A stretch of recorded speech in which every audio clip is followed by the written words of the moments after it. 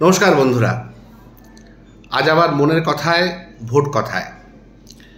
পুরো দমে একটা নির্বাচন উৎসব চলছে। সেই নির্বাচন উৎসবে যেরকম আমাদের বিভিন্ন রকমের অনুষ্ঠানে বলি হয়, সে আপনি বকরি ঈদই বলুন আর মা কালীর পুজোই বলুন, তেমনি এই ভোট উৎসবে কিন্তু প্রচুর বলি হচ্ছে। কেউ কেউ সরাসরি বলি হচ্ছেন, কেউ কেউ আধমরা হচ্ছেন, কেউ কেউ ধনের প্রাণে মারা যাচ্ছেন। একটা জমজমাট পুজো হচ্ছে আর কি, মানে সেখানে অনেক কিছু হচ্ছে। অনেক মানুষ তাদের অনেক কিছু হারাচ্ছেন, আবার অনেক মানুষ অনেক কিছু পাচ্ছেন এবং অনেক কিছু পাওয়ার আশাও করছেন। কিন্তু ভারত বা ভারতবর্ষের উন্নতির কথা ভেবে ভোটটা হচ্ছে কিনা আমার যথেষ্ট সন্দেহ লাগছে। আজকে ছোট করে তিনটি বিষয় নিয়ে একদম সাম্প্রতিকতম কালকের যে ভোট ছিল হুগলি অঞ্চলে, পশ্চিমবঙ্গের হুগলি, আরামবাগ, বিষ্ণুপুর এই অংশে বনগাঁ যে ভোট ছিল, সেই প্রসঙ্গে তিনটে প্রসঙ্গ নিয়ে আমি আজকে একটু আলোচনা করতে চাই, একটু ভাবতে চাই, একটু ভাবাতে চাই আপনাদের। প্রথম প্রশ্নটা হচ্ছে, আমাদের মাননীয় মুখ্যমন্ত্রী হঠাৎ করে কেন জানি না, উনি যে সমস্ত মঠ মিশনগুলো আছে, ভারত সেবাশ্রম সংঘ, রামকৃষ্ণ মঠ মিশন, ইস্কন, আরও যারা আছে, তাদের বিরুদ্ধে সরাসরি হিন্দুত্বের পক্ষপাত, বিজেপির পক্ষপাত, বিজেপির হয়ে তারা ভোট চাইছেন, সেই পক্ষপাত একদম সরাসরি আনছেন। একদম একজন ডিরেক্ট ভারত সেবাশ্রম সংঘের একজন কি বলবো মহন্ত বা মহারাজকে উনি সরাসরি আক্রমণ করেছেন যে এই ধরনের প্রতিষ্ঠানগুলো প্রচার করছে হিন্দুত্বের হয়ে বা বলা যায় বিজেপি দলের হয়ে। এবার এই যে জিনিসটা বলা হচ্ছে, আমি ব্যক্তিগতভাবে মনে করি এখানে কিন্তু সেখানে ভারত সেবাশ্রম সংঘকে ধরলে হবে না বা রামকৃষ্ণ মিশনকে ধরলে হবে না। প্রত্যেকের তাদের ব্যক্তিগত ওপিনিয়ন থাকতে পারে, কে কোন দলে যাবে, কে কাকে পছন্দ করবে। কেউ যদি প্রধানমন্ত্রীকে পছন্দ করে, মুখ্যমন্ত্রীকে পছন্দ না করে কোনো কারণে, সেখানে কারো কিছু বলার নেই। কিন্তু এই প্রতিষ্ঠানগুলোর একটা সমাজে প্রভাব আছে। যেরকম আজকে যদি ইউসুফ পাঠানের হয়ে কোনো একজন মৌলবী বা ইমাম বলে দেন যে এনাকে ভোট দাও, সেখানে কিন্তু একটা বিরাট প্রভাব আছে। তো সেটা তো হচ্ছে, সেটা তো আমরা চোখে দেখেছি, হয়েছে ঘটনাটা। তো দুটোকেই তাহলে সেক্ষেত্রে অন্যায় বলতে হবে, আর নইলে দুটোকেই সেখানে অ্যাকসেপ্ট করতে হবে। এই জায়গায় সবচেয়ে গুরুত্বপূর্ণ যে রোলটা প্লে করে সে হচ্ছে নির্বাচন কমিশন। কিন্তু নির্বাচন কমিশন তো শুধু নামেই নিরপেক্ষ। আমি তো আগের দিন দেখালাম আহমেদাবাদে অত বড় একটা র্যালি করে ভোট দিতে গেলেন প্রধানমন্ত্রী, যেটা একদম নির্বাচন বিধির বিরুদ্ধে, যেহেতু উনি প্রার্থীও একজন। সেখানে সেটা নিয়ে কোনো উচ্চবাচ্য হলো না, কমিশন কোনো স্টেপ নিলেন না, ইভেন একটা ফর্মাল সরি বলার পর্যন্ত, শোকজ পর্যন্ত করলেন না প্রধানমন্ত্রীকে। তাই প্রধানমন্ত্রীর জনসভায় যদি ভারত সেবাশ্রম সংঘের লোকজন গিয়ে বসে এবং উঠে দাঁড়িয়ে যদি বলে প্রধানমন্ত্রীকে ভোট দিন, বিজেপিকে ভোট দিন, হিন্দুত্বের পক্ষে ভোট দিন, এই ধরনের কথাবার্তা, তাই তো সেখানে কিছু করার নেই। সেটা তো রুখতে পারে একমাত্র নির্বাচন কমিশন। ঠিক একইভাবে নির্বাচন কমিশনের দায়িত্ব হচ্ছে উল্টো দিকে, যদি খ্রিস্টান ধর্মাবলম্বীদের হয়ে ফাদার বা মুসলমানদের হয়ে আমাদের ইমামরা যদি এই কথা বলেন যে অমুক দলকে ভোট দিন, তাহলে কিন্তু সেখানেও নির্বাচন কমিশনের হস্তক্ষেপ করা উচিত। কারণ ধর্ম এবং রাজনীতি আলাদা, এই ক্ষেত্রে অন্তত করা উচিত। এখানে কিন্তু ধর্ম এবং রাজনীতি আলাদা থেকে বড় কথা মেরুকরণ করছে। এক দল এক দলের সাহায্য নিচ্ছে এবং সেখানে পুরোপুরি অঙ্কের খেলা চলছে। যার যত ভোট তাকে ততটা বেশি করে তোল্লাই দাও ওই পার্টিকুলার জায়গায়, অন্য জায়গায় আবার সেটা চেঞ্জ হয়ে যাচ্ছে। কোনো ইস্যুই একটা কমন দেশের ইস্যু হচ্ছে না, কিন্তু এটা দেশের লোকসভা হচ্ছে। প্রতিটা ক্ষেত্রে এমনভাবে নির্বাচনের জায়গাগুলো ভাগ করা হয়েছে যেখানে এক একটা জায়গায় এক এক রকমের পরিস্থিতি এবং সেখানে এক এক রকমের বক্তৃতা দিয়ে আমি হাওয়া গরম করছি, অথচ অ্যাকচুয়ালি হয়তো আমি সেই জায়গার সামগ্রিক উন্নতির ব্যাপারে একদমই সচেষ্ট নই। আর আমি কেন সামগ্রিক উন্নতির ব্যাপারে সচেষ্ট হব? কারণ আমার তো দেশের উন্নতিটা এখানে মুখ্য। এটা তো লোকসভা নির্বাচন, এটা তো রাজ্যসভা বা পঞ্চায়েত নির্বাচন না যে সেখানে সামগ্রিক ইস্যু নিয়ে আলোচনা হবে। কিন্তু সেটাই হচ্ছে। দয়া করে এই ধরনের ধর্মীয় যে প্রচার প্রসার হচ্ছে সেখান থেকে দূরে থাকুন। আরেকটা জিনিস ঠিক কাছাকাছি প্রায় একই রকম দেখলাম, সেটা হচ্ছে উড়িষ্যাতে পুরীর যিনি বিজেপির হয়ে দাঁড়িয়েছেন সেই ভদ্রলোক হঠাৎ আমাদের মাননীয় প্রধানমন্ত্রীকে বলে ফেললেন যে জগন্নাথ দেবও ওনারকে খুব শ্রদ্ধা করেন, ভক্তি করেন, বা জগন্নাথ দেবও ওনার সাপোর্টার। জগন্নাথ দেব, হ্যাঁ বলা যায় উনি কিন্তু এই জগন্নাথ আমাদের পুরীর মন্দিরের জগন্নাথ কিনা সেটা বলেছেন কিনা আমি জানি না। জগন্নাথ যে কেউ হতে পারে। আমরা খুব সুন্দর নাটক দেখেছিলাম জগন্নাথ, আমাদের বিপ্লব কেতন বাবু অসাধারণ অভিনয় করতেন। সেখানে একটা সুন্দর ওয়ার্ড ছিল, হ্যাঁ, মজা করে একজন বলতো বাবা জগন্নাথ ঠুটো, তখন উল্টো দিকে বলতো কোন শালা বলে আমি ঠুটো, তখনও বলতো আমি শালা বলি তুমি ঠুটো, তুমি শালা বলো আমি ঠুটো, তা তুমি কি, তুমি কি হনুমান? এরকম একটা ডায়লগ ছিল, ছোটবেলায় দেখেছিলাম বাবার সাথে, বেশ মনে আছে, বেশ ওইটুকু ডায়লগ মজা করে বুঝেছিলাম। বাকি নাটকটা তখন কিছু বুঝিনি, সে বয়স ছিল না। তো সেরকম যদি জগন্নাথকে নিয়ে বলা হয় থাকে তাহলে কোনো অসুবিধা নেই। জগন্নাথ দেবের মতো তো মানে আমি ব্যক্তিগতভাবে একদমই ঠাকুর দেবতা মানি না, আমার মার্জনা করবেন। হ্যাঁ, জগন্নাথ দেবের তো মানে এই ব্যাপারটা নিয়ে অনেক সমস্যা রয়েছে। হ্যাঁ, এবং জগন্নাথ দেব যদি আমাদের প্রধানমন্ত্রীকে ফেভারিট ভাবেন তাহলে সত্যিই চিন্তার কথা। হ্যাঁ, কী কারণে চিন্তার কথা ডিটেল বলছি না এখানে। তো যাই হোক, এই ধরনের রাজনীতিও আমার মনে হয় সদর্থক রাজনীতি হচ্ছে না। 3 নম্বর একটা খুব গুরুত্বপূর্ণ ঘটনা, গতকাল প্রচণ্ড বজ্রবিদ্যুৎ সহ বিদ্যুৎ চমকেছিল। এর আগের দিনও আমরা দেখেছি 13 জন মালদায় বিদ্যুৎপৃষ্ট হয়ে মারা গেছেন, মালদা এবং মুর্শিদাবাদ মিলিয়ে।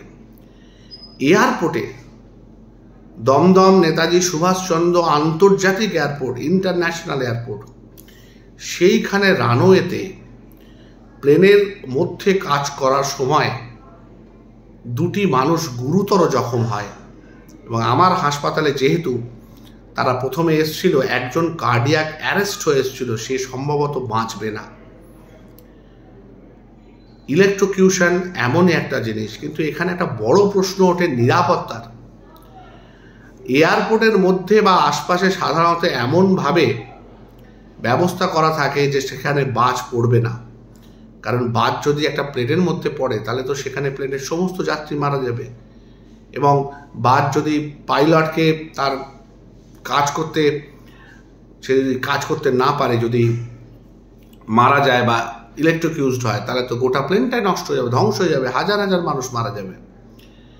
এবং এটা একটা ভয়াবহ জিনিস, এটা একটা প্রচণ্ড চিন্তার কথা যে দমদম এয়ারপোর্টে এইভাবে বাজ পড়লো কী করে। কারণ সবচেয়ে বেশি চিন্তা করতে হবে এই মানুষগুলোকে যারা দুবেলা দমদম এয়ারপোর্টে আসছেন, হেলিকপ্টার করে প্লেনে করে আসছেন, এসে সেখান থেকে বিভিন্ন জায়গায় প্রচারে যাচ্ছেন, যারা এই সময়টাই আসেন, ভোটের সময়, অন্য সময় আসেন না। তো এনাদের তো বিনা মেঘে বজ্রপাত পড়াটাই এনাদের জীবনের রীতিনীতি হয়ে গেছে। এবং ওনারা বিনা মেঘে বজ্রপাত অন্যদেরও ফেলেন। ওনারা এমন এমন ডিসিশন নেন, ডিমানিটাইজেশন। সকাল রাত্রির 8টার সময় একজন বলে দিলেন আমাদের সবার বিনা মেঘে বজ্রপাত ঘটে গেল, প্রতিদিন রাস্তায় তারপর থেকে দাঁড়িয়ে 2000 টাকা করে জমা করে যাচ্ছি। কতদিন জমা করেছি? প্রায় 2 মাস 3 মাস। এক দিন কিছু না হলো 1.5 থেকে 2 ঘন্টা অপেক্ষা করতে হয়েছে। ডাক্তার হিসেবে প্রচুর জেনা পরিচিত থাকাকালীনও কিছু করতে পারিনি। তো বিনা মেঘে বজ্রপাত যেটা ওনাদের ফেলার কথা, তাদের মাথায় ভগবান না করুক যদি বজ্রপাত হয়, তা তো বিরাট চিন্তার কথা। শুধু তাই না, প্রচুর সেলিব্রিটি, প্রচুর ক্রিকেটার এই IPL এদিক থেকে ওদিক, তাছাড়া সাধারণ মানুষ তো যাতায়াত করছে এয়ারপোর্টে, প্লেনে চড়ছে, প্লেন চালাচ্ছে, প্লেনের মেকানিক্যাল কাজকর্ম করছে, প্রচুর লোক কাজকর্ম করছে। এটা তো একটা ভয়াবহ ব্যাপার। সেখানে যদি বজ্রপাত হয় বা বজ্রপাত নির্বাপনের কোনো কৌশল না থাকে, বা ওখানে অটোমেটেড কিছু না করা থাকে, বা সেটা যদি বিকল থাকে, ভোটের ভিড়ের মধ্যে এত বড় একটা ভাইটাল খবর কিন্তু ধামাচাপা পড়ে যাচ্ছে। এটা নিয়ে কিন্তু ভাবতে হবে এবং যত শীঘ্র সম্ভব ব্যবস্থা করতে হবে। নাহলে বলা যায় না 1 জুনের আগে আমরা এমন কিছু নেতা অভিনেতাকে হারিয়ে ফেললাম যারা হয়তো 4 জুনে হয়তো মসনদে বসতো, তখন আবার আলাদা করে নেতা খুঁজতে হবে। খুব চিন্তার কথা। চারদিকে বাজ পড়ছে, মানসিক বাজ, বক্তৃতার বাজ। হ্যাঁ, 23 তারিখে আবার নাকি আরেকটা বাজ পড়বে, সেটা আমাদের মাননীয় বিরোধী দলনেতা ফেলবেন, ঘাটালে ফেলবেন। তিনি কিন্তু 23 তারিখেই ফেলবেন, তার আগে ফেলবেন না। কেন? কারণ সেটা আমার ভোটের জন্য ইউজ করা কৌশল, সেটা কিন্তু তাকে বিব্রত করার জন্য নয়, তার কাছ থেকে ভোটটা কাটিয়ে আনার জন্য। নাহলে তো সেটা তিনি আজই বলতে পারতেন, তিনি তা জানেন। সেটা 23 তারিখের জন্য অপেক্ষা করে রেখেছেন কেন? তার মানে কি সমস্ত ভার্ডিক্ট, সমস্ত কথাবার্তা, সমস্ত গোপন তথ্য, মানুষের জীবনের গোপন তথ্য, সেগুলো সব ইলেকশনের আগে বেরিয়ে তাকে বিব্রত করে তার দিক থেকে সরিয়ে নিয়ে ভোটটাকে নিজের দিকে টেনে আনা এবং ওই সময়টুকুর জন্য পরের দিন হয়তো ওটাকে নানান ভ্যালিড হয়ে যাবে, কিন্তু ততদিনে ভোটটা হয়ে গেল। সেম জিনিস যেটা হয়েছিল গোধরাকাণ্ড, মনে আছে কিনা জানি না আপনাদের। সেবারে মাত্র 1টা সিট জিতেছিল তৃণমূল, 41টা সিট জিতেছিল কংগ্রেস আর সিপিএম মিলিয়ে, 1টা সিট জিতেছিল তৃণমূল। তৃণমূলের অত খারাপ অবস্থা আজ পর্যন্ত ইতিহাসে হয়নি। তার কারণ তারা তখন বিজেপি সমর্থিত এই সরকারে ছিলেন এবং সেখানে গোধরাকাণ্ড ঘটেছিল। এই গোধরাকাণ্ডের কিন্তু যিনি ছিলেন সেই সময়কার প্রধানমন্ত্রী এবং সেই সময়কার স্বরাষ্ট্রমন্ত্রী গুজরাটে, তারাই কিন্তু এখন আমাদের এখানে প্রধানমন্ত্রী এবং প্রতিরক্ষা মন্ত্রী কেন্দ্রের। এটা বুঝতে হবে। আর ওই গোধরাকাণ্ডে যে ঘটনাগুলো, সেই ছবি, সেই ভিডিও প্রতিটা ঘরে ঘরে দেখিয়ে দেখিয়ে কিন্তু সেই সময় বামফ্রন্ট প্রচুর পরিমাণে জিতে ক্ষমতায় এসেছিল এবং কংগ্রেস তাদের সমর্থনে মনমোহন সিংকে বসিয়েছিলেন প্রধানমন্ত্রীত্বের মসনদে। এবং অত ভালো কাজ করে, এটা তো অস্বীকার করা যায় না, এটা বলতেই হয়। বিজেপি যতই খারাপ হোক না কেন, অটল বিহারী বাজপেয়ীর মতো প্রধানমন্ত্রী ইন্দিরা গান্ধীর পর কিন্তু আসেনি আমাদের দেশে, ভবিষ্যতেও আসেনি। এখনো পর্যন্ত বলতে পারি না যে অটল বিহারী বাজপেয়ীর মতো এত বিচক্ষণ প্রধানমন্ত্রী, এত ভদ্র, ভালো, শিষ্টাচারী এবং কি বলবো প্রধানমন্ত্রী হওয়ার যোগ্য প্রধানমন্ত্রী আমাদের দেশে খুব কম এসেছে। তো সেই মানুষটাও কিন্তু হেরে গেছিল, আর তৃণমূল 1টা ভোট পেয়েছিল সেই গোধরাকাণ্ড দেখিয়ে দেখিয়ে। তার মানে অথচ তারপর কিন্তু আর গোধরাকাণ্ডের কোনো খবরই নেই। যারা দোষী ছিলেন সকল বলা হয়, তারা আজকে প্রধানমন্ত্রী, প্রতিরক্ষা মন্ত্রী। প্রতিরক্ষা মন্ত্রী তো শুনেছিলাম জেল পর্যন্ত হয়েছিল, অন্য কারণে অবশ্য। তিনিও এখন বাইরে, সেই জায়গা থেকে উনি বেকসুর খালাস পেয়েছেন কিনা তাও জানা নেই। বড় ভয়ঙ্কর অবস্থা।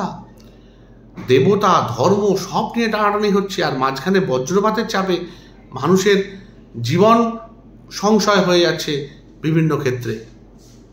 আমার মনে হয় কোনো কারণে আমাদের দেবতারাও রুষ্ট বোধ হয় আমাদের উপর, যার জন্য এত বজ্রপাত হচ্ছে। কিন্তু অদ্ভুত ব্যাপার দেখুন, বজ্রপাতে কিন্তু যাদের অ্যাকচুয়ালি মৃত্যু হওয়ার কথা তাদের কিন্তু সকাল ওই কথাটাই, বজ্রপাত ছাড়া তোমার মৃত্যু নেই, যেটা বলার কথা। হ্যাঁ, শয়তানের মৃত্যু নেই বলে, বজ্রপাত ছাড়া মৃত্যু নেই বলে, তাদের গায়ে কিন্তু বাজ পড়ছে না। কিন্তু বাজ পড়ছে কাদের গায়ে? নিরীহ মানুষের গায়ে, যাদের গায়ে সত্যি আজকের পরিস্থিতিতে মনে হয় বাজ পড়লে বোধহয় ভালো হতো, তাদের গায়ে আজ পড়ছে না। অন্যভাবে নেবেন না, আমি কারো মৃত্যু কামনা করছি না। আমি চাই সবাই বেঁচে থাক। যারা দুষ্টুমি করছে তারা খুব ভালো করে দুষ্টুমি করুক, যারা চেঁচিয়ে চেঁচিয়ে গলা ফাটিয়ে দিচ্ছে তারা চেঁচানো শেষ করে একটু জল খাক, জল খেয়ে গলাটাকে একটু ধরিয়ে নিক, ঠিক করে নিক, তারপর আবার চেঁচাক। দরকার নেই, সেখানে তো ডেসিবেল দেখার কোনো ব্যাপারই নেই। কোনো অনুষ্ঠানে কিন্তু আজকাল আর ডেসিবেল দেখা হচ্ছে না, কোনো মাইকের ডেসিবেল কিন্তু মাপা হচ্ছে না। ওটা শুধুমাত্র মাপা হয় কালী পুজোর সময়, চকলেট বোমের জন্য ডেসিবেল মাপা হয়। কখনো কিন্তু এই মাইকের ডেসিবেল মাপা যাবে না, ভয়ঙ্কর ব্যাপার হয়ে যাবে। প্রধানমন্ত্রী, মুখ্যমন্ত্রী, বিরোধী দলনেতা নেত্রী বক্তৃতা দিচ্ছেন, সেই ডেসিবেল মাপলে চলবে বাবা? একদম নয়। সাবধানে থাকুন, মনে মনে ভাবুন, ভাবনাটা মনে রাখুন, আমার সাথে শেয়ার করতে পারেন। যদি মনে ভয় না লাগে। ভালো থাকবেন, নমস্কার।